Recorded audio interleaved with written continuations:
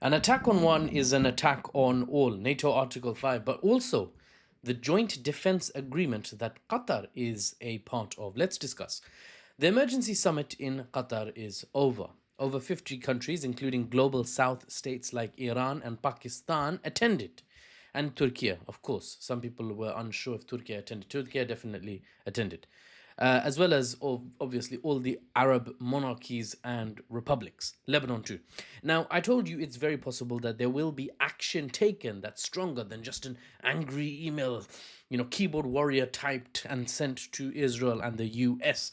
This this was my expectation. Well, let's read part of the final statement released by these countries before the summit ended today.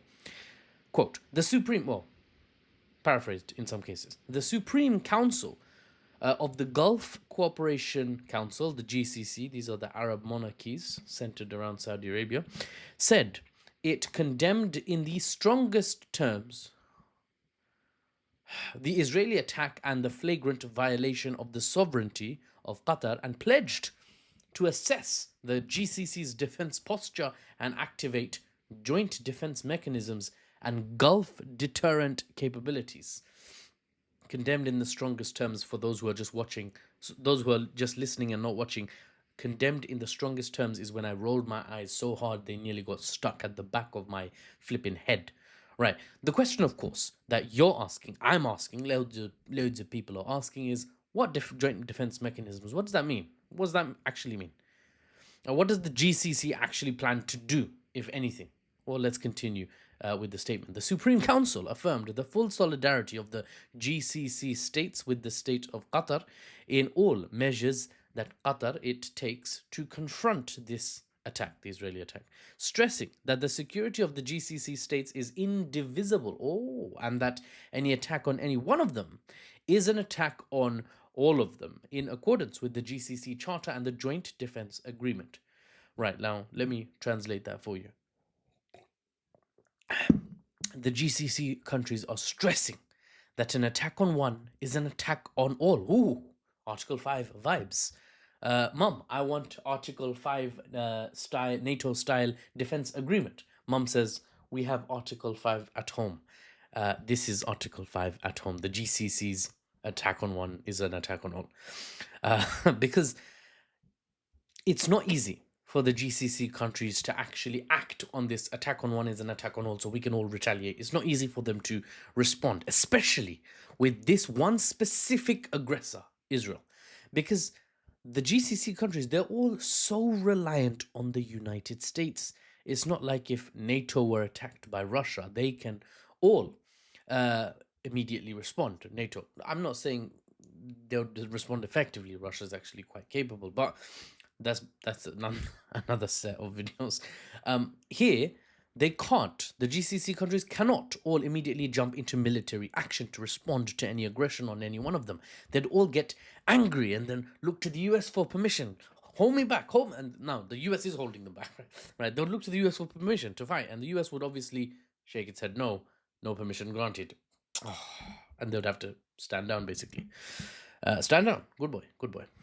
It's a crass analogy, but it's accurate enough. The Gulf monarchies cannot operate without American say-so, with American equipment. It's not even about acting out or knee-jerk reactions. It's about long-term investment. All these Gulf monarchies have spent so much money buying US tech and military equipment. If they attack Israel, for example, the US may refuse maintenance and resupply. They might say, okay, all the ammunition you got is all that you got. Any maintenance that your military equipment needs, our military equipment sold to you, bun it. Okay, we're not maintaining, which would mean slowly these military capabilities of the GCC countries degrades, and they are left hopelessly vulnerable should Israel decide to attack in return. Do you think the US is going to allow their equipment to be used by the GCC countries to fight Israel?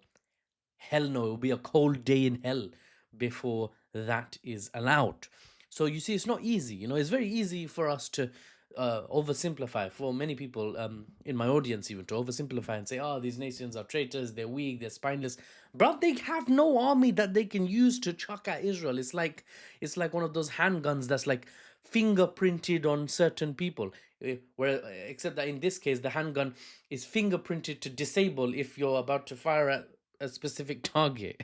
Oh God, what a mess! An attack on one. Well, you can attack one of us. You can attack all of us. To be honest, we can't really do much, right? That's the kurz gesagt, the in a nutshell. Israel has attacked one, but the whole lot cannot respond, in summary, because they're too reliant on American equipment, and America will not allow their equipment, practically speaking, on the ground, their personnel, their maintenance teams, their military logistical supply chains, it's not feasible. They won't be allowed to effectively strike back at Israel, they being the Arab states. Now, the wording of the final statement at the end of this Islamic, Muslim, Arab summit, whatever you want to call it, the end statement suggests actions actually may be taken in the coming days and months. So, for those who are hoping, not all hope is lost. I'll, speculate on what actions can be taken, or provide some analysis on potential options like trade restrictions, airspace restrictions, oil embargoes. That would be a heavy one. We'll talk about those in future videos. I'll keep this one short. Well, not really short, by 6 minutes, right?